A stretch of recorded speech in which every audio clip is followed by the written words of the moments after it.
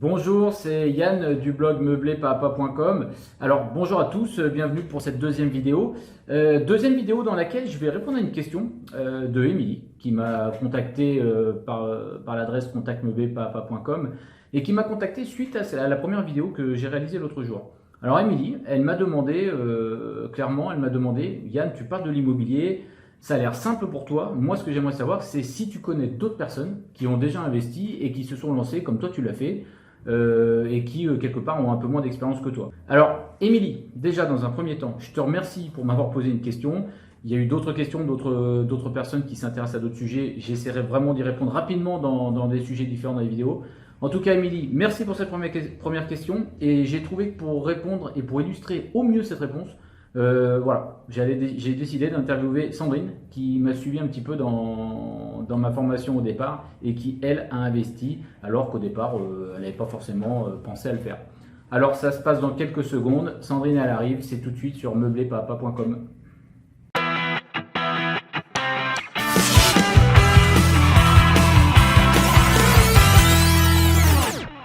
Alors, Sandrine, bonjour. Bienvenue sur la deuxième vidéo de mon blog. Est-ce que tu pourrais, pour les personnes qui nous regardent, te présenter dans un premier temps? Alors, je me présente, donc je suis Sandrine, j'ai 32 ans, j'habite à Gien dans le Loiret. Je suis enseignante spécialisée avec les élèves en difficulté scolaire et je me suis récemment engagée dans l'investissement immobilier. D'accord. Alors, justement, par rapport à ces investissements, est-ce que tu peux dire quel type de biens tu possèdes et où tu les possèdes? Alors, à ce jour, j'ai un appartement qui est ma résidence principale, j'habite en centre-ville donc de Gien. Et j'ai également deux maisons, deux petites maisons, dans des villes de moins de 3000 habitants. Tu nous parles de maisons dans des petites villes de moins de 3000 habitants. Est-ce que tu peux nous dire de quelle manière tu les exploites? Alors au tout départ, je souhaitais faire de la location de courte durée et finalement les besoins dans le secteur m'ont amené à faire plutôt de la location meublée longue durée. Voilà, pour les deux maisons en question. D'accord, donc tu as eu de la demande, pour ces maisons sur du long terme. Tout à fait, depuis le départ, ça s'engage en ce sens-là. Alors j'en profite, je fais une petite parenthèse. Les maisons, voilà, voici quelques photos. Ce sont les biens à Sandrine. Enfin, un des biens à Sandrine. Autre chose aussi, toi qui es enseignante dans l'éducation spécialisée, ce que tu viens de dire, enfin tu travailles avec des jeunes en difficulté, pourquoi tu as eu l'idée d'investir dans l'immobilier? Alors au départ, j'avais pas du tout l'idée, hein, j'étais même, on va dire, très réfractaire à tout ça. Surtout, je me disais pourquoi est-ce que ça fonctionne? Si ça fonctionnait vraiment, je pense que tout le monde le ferait. Finalement, j'ai participé à une formation, j'ai également visionné pas mal de vidéos, j'ai été accompagnée également d'une personne très intéressée, très motivée. Du coup, voilà, c'est ce qui m'a aussi amené à m'y intéresser. J'ai eu besoin de voir que les chiffres fonctionnaient vraiment, donc pour ça, j'ai vérifié par moi-même grâce à des tableaux que j'ai pu construire. Mais voilà, c'est ce qui m'a, on va dire, poussé vers l'investissement dans l'immobilier. Alors, tu nous dis que tu t'es rassuré avec des éléments d'information et que tu as créé des tableaux. Est-ce que tu peux nous dire en deux mots ce que tu as fait avec les tableaux? Tout à fait. Alors en fait, au niveau, je commençais à faire des visites d'appartements, différentes visites. J'ai également essayé de négocier et mes tableaux me servaient à me rendre compte si ces chiffres rentraient dans la règle des 70, qui me parle beaucoup et qui, voilà, me rassurait. Je me suis vite rendu compte qu'il était plutôt facile, à condition que la négociation fonctionne, mais que c'était plutôt facile de rentrer dans cette règle. D'accord. Alors, la règle des 70, je l'ai évoqué plusieurs fois, on y reviendra. Peut-être qu'on fera une vidéo uniquement pour cette règle, je ne sais pas encore. En tout cas, voilà, Sandrine, comme moi d'ailleurs, cette règle lui parle beaucoup. Et comme je l'ai déjà dit aussi, elle permet de présenter les projets aux banquiers, puisque cette règle leur parle également beaucoup. Alors, tu nous dis que tu gères seul une partie de la gestion locative. Est-ce que ça te semble difficile? Clairement, pas du tout.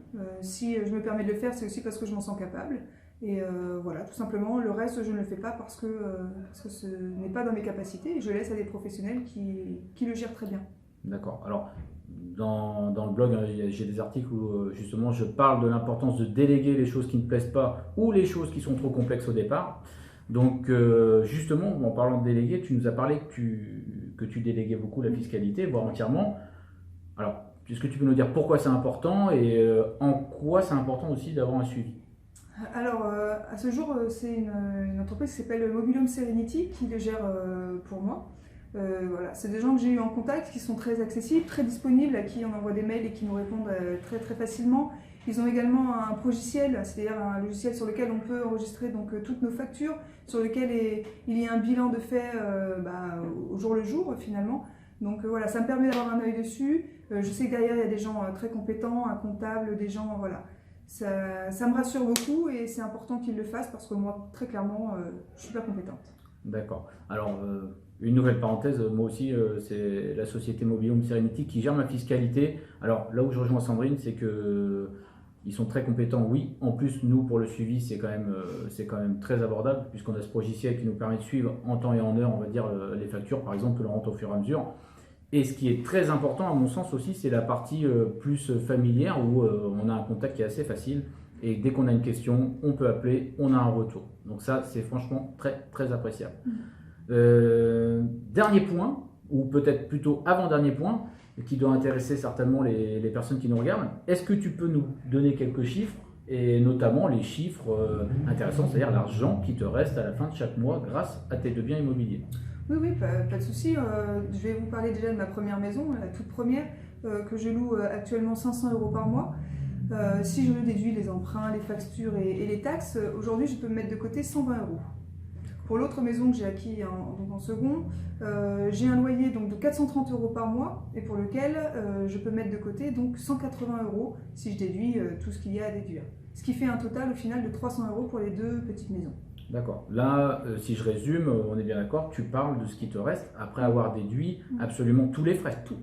D'accord. Donc ça, voilà. Donc Sandrine, elle a quand même un cash flow supplémentaire chaque mois qui pourra lui servir. Tiens, d'ailleurs, une autre question. À quoi va te servir ce cash flow supplémentaire?